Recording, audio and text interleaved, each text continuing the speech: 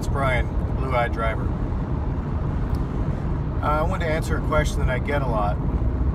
Which are better for Uber and Lyft drivers? Long trips or short trips? It's an interesting question, and it doesn't really have a simple answer, but it depends on your strategy and how much time you have. So if you have a lot of time, like say if you've devoted your entire day between 8 to 10 to 12 hours to do Uber and Lyft, then long trips make sense. I live in the San Francisco Bay Area, and I start in San Jose, and I usually devote 10 to 12 hours for a shift. So for me, long trips make sense, and then I also do short trips to get my promotions and my Quest bonuses. But it depends how much time you have. If you only have a couple of, say you only have 3 hours, I would try to get as many pull trips as you can to get the shorter trips to get your bonuses. And both Uber and Lyft have bonuses. For example, I believe this week was 40 trips, was $90, 80 trips, $180. It varies from week to week. And each company has different incentives. So before you start driving, it's good to have a strategy. Look at Uber's incentives and Lyft's incentives and decide on which one you'd like to hit and which one is more feasible where you live. Where I live in the South Bay of San Francisco, Uber is busier, but as I go further north, Uber and Lyft are about 50-50. So it depends on which one is busier. It depends on how much time you have.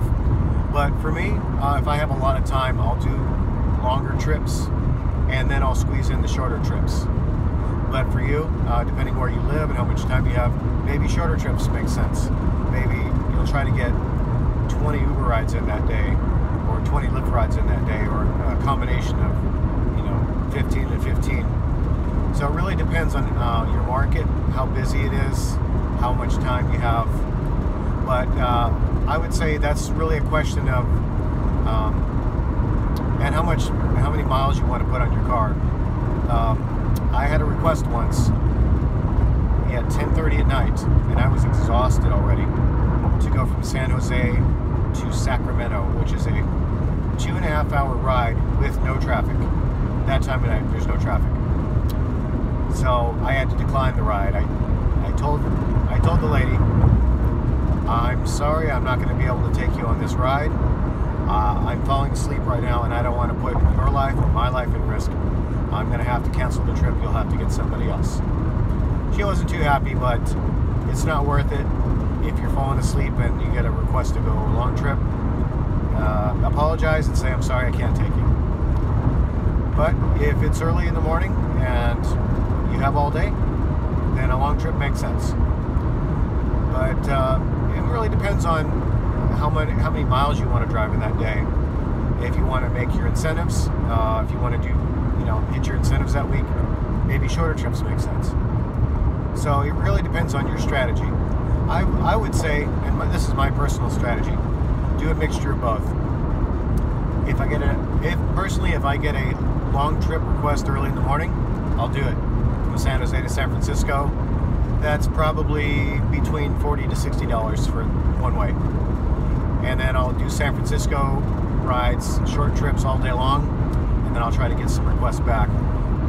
So one thing about the longer trips, you may or may not get a ride back to your home, but you can use the destination filters on Uber and Lyft to hopefully get some rides back. So that's something to consider. So anyways, if you're interested in driving for Uber and Lyft, click on the links below. If you'd like some free rides, click on the links below.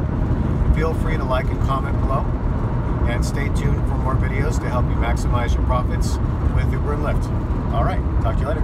Bye.